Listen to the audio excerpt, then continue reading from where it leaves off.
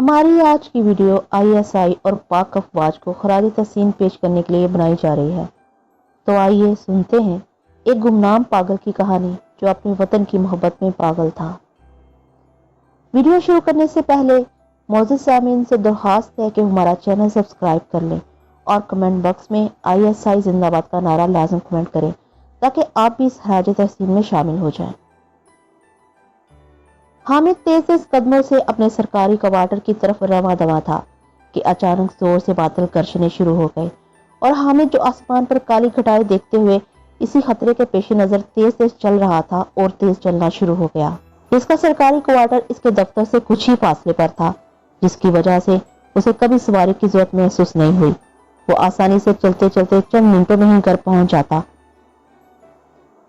چلتے ہوئے وہ جیسے ہی اپنی گلی میں داخل ہوا، حسب توقع وہ پاگل اسی جگہ بیٹھا نظر آیا جہاں حامد نے اسے پہلی بار آج سے تقریباً 6 سال پہلے دیکھا تھا۔ وہ آج بھی اسی جگہ بارش اور کیچڑ سے بے نیاز کچرے کے ڈبے کے پاس کتوں کے ساتھ تشریف فرما تھا۔ حامد نے 6 سال کے طویل عرصے میں کبھی اسے وہاں سے غائب ہوتے نہیں دیکھا تھا۔ زیادہ سے زیادہ اس کی ہجرت اس میدان تک ہوتی جہاں کچرے کا دوسرا ڈبہ بالکل حامد کے آفس کے سامنے تھا۔ اگر وہ گلی میں نہ ہوتا تو یقینی دوسرے ڈبے کے پاس سو رہا ہوتا یا اپنے دوست کتوں کے ساتھ کچرے کے ڈبے میں کچھ کھانے کو تلاش کر رہا ہوتا۔ جسم کے نام پر چند ہڈیاں جو اس کی فاقہ کشی کی منہ بولتی تصویر تھی، لباس کی صورت میں چند چیتھے لٹکائے ہوئے میلے الجھے بال، آنکھوں میں عجیب سی وحشت اور لالی لیے وہ پہلی نظر میں کسی دوسرے سیارے کے میلوف لگتا۔ حامد اکثر سوچتا رہتا کہ سخت سردی کے موسم میں بے رحم ٹھنڈک جسم پر گرم لباس ہونے کے باوجود اس کی ہڈیوں کے گودے تک اترتی ہوئی محسوس ہو رہی تھی۔ یہ پاگل چند چیتوں میں کیسے برداشت کرتا ہوگا؟ واقعی کسی نے کہا ہے کہ جینا ہے تو پاگل بن کر، نہ کھانے کی فکر، نہ کپڑوں کی، نہ سردی کی، نہ گرمی کی، بس اپنی خیالاتی دنیا میں مصروف ایک مجنون جو اپنی لالا کی جدائی میں اپنے ہوش و حواس کو بیٹھا ہو۔ حامد نے پہلے تو دوری اختیار کی کہ پاگل کا کیا بھروسہ، کہیں کوئی نقصان ہی نہ پہنچا دے، لیکن جیسے جیسے وقت گزرتا گیا وہ اس پاگل سے مانوس ہوتا گیا۔ اکثر اوقات جو پھل فروٹ وہ اپنے لیے خریدتا اس میں سے کچھ اس پاگل کو بھی نواز دیتا یا 5-10 روپے تھما دیتا کہ جب بھوک لگے تو پیٹ کی آگ بجھا سکے۔ ایک طویل عرصے سے اسے دیکھتے دیکھتے حامد کو وہ اپنا دوست محسوس ہونے لگا۔ ویسے تو حامد کی ڈیوٹی کا منصب اسے دوست بنانے کی اجازت نہیں دیتا تھا، کیونکہ حامد پاکستان کے انتہائی حساس ادارے کا ملازم تھا۔ یہ وہ ادارہ تھا جہاں کسی کو بھی دوست بنانا تو دور کی بات، کسی سے بات کرنے کی بھی اجازت نہیں تھی۔ لیکن پاگل سے اس کو بھلا کیا خطرہ ہو سکتا تھا؟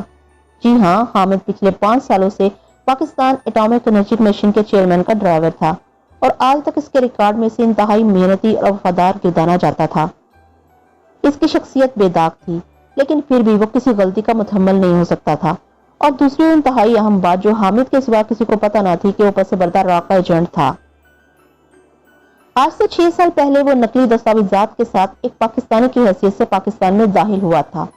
اس ملک کے چند ضمیر فروش کالی بھیڑوں کو ان کے مردہ ضمیر کی بھاری قیمت ادا کر کے ڈرائیور جیسی چھوٹی ملازمت حاصل کرنے میں کامیاب ہوا، لیکن یہ چھوٹی ملازمت اس کے بڑے مقصد کو پایہ تکمیل تک پہنچانے میں انتہائی موزوں تھی۔ وہ اب تک انتہائی کامیابی سے انٹیلیجنس بیورو اور ملٹری انٹیلیجنس جیسے اداروں کی آنکھوں میں دھول جھونکتا رہا۔ بہرحال اس کے لیے اپنے ادارے سے اسے لاکھوں روپے کی آفر دے کر اسے آزمایا گیا، لیکن ایک ایجنٹ کی حیثیت سے اسے ادراک تھا کہ اس کی آزمائش ہے اور وہ اس آزمائش میں خود کو ملک کا وفادار شہری ثابت کرنے میں کامیاب رہا۔ اسی 100% کامیاب ریکارڈ کی وجہ سے وہ راہ میں بھی مسٹر 100% کے نام سے مشہور تھا۔ اس نے کئی ملکوں میں ان کے اداروں کے اندر رہتے ہوئے کئی اہم راز چرائے تھے۔ اس کو پکڑنا دشمن کا ایک خواب ہی رہا تھا۔ اسی ریکارڈ کو مد نظر رکھتے ہوئے اسے دشمن ملک کے ایٹمی ہتھیار کی معلومات اور ان کی ایٹمی تنصیبات کا نقشہ چرانے کے لیے منتخب کیا گیا تھا، اور ہمیشہ کی طرح اس بار بھی وہ کامیابی کے بالکل نزدیک تھا، کیونکہ آج صبح اسے دوسرے ایجنٹ کے ذریعے، جو کہ نزدیکی میڈیکل سٹور پر بطور سیلزمین کے کام کرتا تھا لیکن وہ اصل میں را کا انفارمر تھا، میسج بھیجا گیا کہ مطلوبہ دوائی آ چکی ہے، لے جائیں، جس کا مطلب تھا کہ مطلوبہ دستاویزات آفس آ چکی ہیں، اڑا لو۔ اور حامد اس انتظار میں تھا کہ کب رات کی سیاہی پھیلے وہ اپنے بے داغ ریکارڈ میں ایک اور کامیابی کا اضافہ کرے۔ ٹھیک رات کے 1 بجے جب ساری دنیا خواب خرگوش کے مزے لے رہی تھی، وہ اپنی پوری تیاری کے ساتھ رات کی تاریکی سے مماثلت رکھتا کالا لباس پہنے گھر سے نکلا۔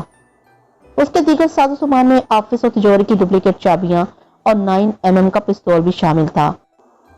ऑफिस और घर का दरमियानी रास्ता तय करते हुए इसे महसूस हुआ कि बारिश, तेज हवा और खराब मौसम इसकी कामयाबी का सामान पैदा कर रही है, जिसकी वजह से सड़कों पर जो इक्का दुक्का गाड़ियां नजर आती थी वो आज नजर नहीं आ रही थी और काली घटाओं की वजह से तारीकी में इजाफे से इसके देखे जाने का खदशा भी कम था। इंतहाई एहतियात के साथ वो ऑफिस के करीब कचरे के डिब्बे के पास पहुंचा और मरकजी दरवाजे के पास गार्ड को देखकर उसे बिल्कुल हैरत नहीं हुई, क्योंकि इसी इदारे का मुलाजिम होने के नाते वो गार्ड की मौजूदगी से आगाह था और इसे निपटने के लिए बेहोश करने वाली गन वो पहले ही साथ लाया था। इसलिए गन निकालकर गार्ड को निशाने पर लिया, फिर नहायत महारत के साथ फायर किया गया। डॉग गन का डार्ट सिक्योरिटी गार्ड की गर्दन में लगा और बेहोश हो गया। गार्ड जिस तेज से ढेर हुआ, इसे ये साबित होता था कि ये कोई मामूली डार्ट गन नहीं थी, बल्कि प्रोफेशनल एजेंट के इस्तेमाल के लिए बनाई स्पेशल डॉग गन थी, जिसमें इंतहाई सरील असर दवा इस्तेमाल की जाती है जो सेकंड में दुश्मन को दुनिया माफिया से बेखबर कर देती है। गार्ड को बेहोश करने के बाद इसने गार्ड के पास जाकर इसकी गर्दन से सुई निकाली और गार्ड को इसी तरीके से बिठाया कि देखने वाला ये समझे कि जैसे वो बैठे बैठे सो गया हो। अब अगला मरहला सिक्योरिटी कैमरे की आंख से बचने का था। उसे इदराक था कि बिजली बंद होने के बाद जनरेटर ऑटोमेटिक स्टार्ट होते हैं और कैमरे दोबारा काम करना शुरू कर देते हैं, लेकिन इस दौरान कैमरे रिस्टार्ट होने के अमल से दोबारा रिकॉर्डिंग 1 मिनट के बाद स्टार्ट होती है। इसके लिए 1 मिनट का अरसा काफी था। दरवाजा खोलकर अंदर दाखिल होने के लिए और बिजली बंद करने के लिए वो इस बल्ब की तरफ बढ़ा जो गार्ड के बेंच के ऊपर लगा था। बल्ब उतारकर इस पर 5 रुपए का सिक्का रखने के बाद जब इसने बल्ब को दोबारा होल्डर में लगाया तो एक धमाका हुआ जिससे फ्यूज उड़ा और बिजली ऑफ हो गई। सिक्का निकालकर बल्ब दोबारा होल्डर में लगाकर वो फुर्ती से डुप्लीकेट चाबी से ऑफिस के दरवाजे को खोलता हुआ अंदर दाखिल हुआ और चेयरमैन ऑफिस की तरफ भागने लगा। इसके पास कैमरे से बचने के लिए सिर्फ 5 सेकंड बाकी थे। इतने में वो चेयरमैन के कमरे में घुस गया, क्योंकि यहाँ वो महफूज था, यहाँ कैमरे नहीं थे, तो यहाँ आसानी से अपना काम अंजाम दे सकता था। अब इसकी नजर तिजोरी पर थी जिसमें एटमी तंसीबात का नक्शा था, वो नक्शा जो आलम इस्लाम और दुश्मन की बर्बादी का ऐसा सोर्स था जिसे फूंकते ही इन सब के लिए क़यामत सूरा बर्पा हो सकती थी। ये एटमी हथियार सबसे बड़ा खतरा इसके अपने मुल्क के लिए था। पाकिस्तान के एटमी हथियारों की वजह से इनकी रातों की नींद हराम हो चुकी थी, जो हरदम बात करते थे कि पाकिस्तान की हैसियत इनके हाथी जैसे मुल्क के सामने एक चूंटी से ज्यादा नहीं। लेकिन अब ये चूंटी हाथी के कान में दाखिल हो चुकी थी और करीब इसका दिमाग खाना शुरू करे इसका मानना जरूरी था। इसके मरते ही इसका मुल्क आजाद हो जाता जो आलमी कुफ्फार की जान पर बना हुआ था और पहली एटमी रियासत बन गया था, जिसे उम्मत मुस्लिमा इस्लाम का किला भी कहती थी। ये किला दुश्मनाने इस्लाम की आंख में खटक रहा था और आज वो इस किले की मजबूत फसीलों को तोड़ने आया था। वो सोच रहा था कि इस कारनामे के बाद इसका नाम हिंदुस्तान की तारीख में सुनहरे हरूफ में लिखा जाएगा। ये सोचते सोचते इसने तिजोरी की डुप्लीकेट चाबी से तिजोरी खोली और एटमी तंसीबात वाली फाइल जिस पर टॉप सीक्रेट लिखा हुआ था इसके अंदर मौजूद नक्शे और दफाई मालूमात को अपने डिजिटल कैमरे में महफूज करने लगा। एक पेशेवर मुसव्वर की तरह हर जाविये से तस्वीर उतारने के बाद इसने फाइल वापस रखी और तिजोरी को बंद किया और बाहर निकलने की तैयारी करने लगा।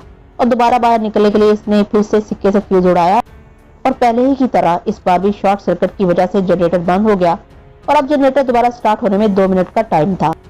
इन 2 मिनटों में उस इमारत से बासानी बाहर निकल सकता था और किसी को कानो कान खबर न होती कि उस मुल्क की तबाही का सामान अपने साथ ले जाने में कामयाब हो चुका है। भागते हुए इसने चेयरमैन ऑफिस और मरकजी दरवाजे का रास्ता तय किया और बाहर निकलकर ऑफिस के दरवाजे को ताला लगाते हुए दिल ही दिल में हंसने लगा कि वो कितनी आसानी से कामयाब हुआ है। इतनी अहम दस्तावेजात जिसको चुराने के लिए इस मिस्टर 100% जैसे तजुर्बाकार और जीरक एजेंट को मुंतब किया गया था। ये काम तो कोई भी मामूली एजेंट आसानी से कर लेता। ताला लगाने के बाद जैसे ही वो पलटा इस पागल को ऐन पीछे खड़ा देखकर घबरा गया। इसके पैरों तले से जमीन निकल गई। उसे अच्छी तरह याद था कि बाहर निकलते वक्त उसने बड़ी एहतियात से चारों तरफ नजर दौड़ाई थी। उसे कोई आदमजात तो क्या कोई जानवर तक नहीं देख रहा था। ऐसे में ये पागल एक भूत की तरह के पीछे नमदार हुआ था। इसका हैरान होना फितरी था। फिर अचानक उसे ख्याल आया कि शायद ये पागल पेट के हाथों मजबूर होकर इसके पीछे आया कुछ पैसे मिलने की आस में जिनसे वो पेट की आग बुझा सके। हाँ, ये तो वो पागल है जिसे मैं पिछले 6 सालों से वहां देख रहा था। भला मैं क्यों परेशान हो गया? इससे भला क्या खतरा हो सकता था? ये सोचकर इसने अपनी जेब से चंद रुपए निकालकर पागल की तरफ बढ़ाए, लेकिन पागल का रद्द-ए-अमल समझा रहा था कि दाल में कुछ काला है, क्योंकि इस पागल की पूरी तवज्जो इस कैमरे की तरफ मरकूज थी जिसमें एटमी तंसीबात की तस्वीरें थी। वो कैमरे को पथराई नजरों से देख रहा था। अचानक उसके दिमाग में खतरे का अलार्म बजना शुरू हो गया। नहीं, ये पागल नहीं है।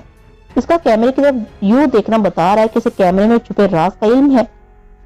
लेकिन हामिद ने अपने दिमाग के अलार्म को नजरअंदाज करते हुए पैसों में चंद नोटों का इजाफा करके दोबारा इसकी तरफ बढ़ाए, लेकिन इस बार पागल ने नोटों को नजरअंदाज करते हुए हाथ से पकड़कर एक तरफ फेंक दिया और कैमरे की तरफ इशारा किया, जैसे कह रहा उसे नोटों की नहीं कैमरे की जरूरत है। हामिद के अंदर का सीक्रेट एजेंट एकदम बेदार हुआ। इसने अपनी कमर के साथ बंधे होल्स्टर की तरफ हाथ बढ़ाया जिसमें इसका पिस्तौल था, लेकिन इसके पिस्तौल निकालने की हसरत ही रह गई, क्योंकि वह पागल जैसे पहले से ही इसके इरादे से वाकिफ था।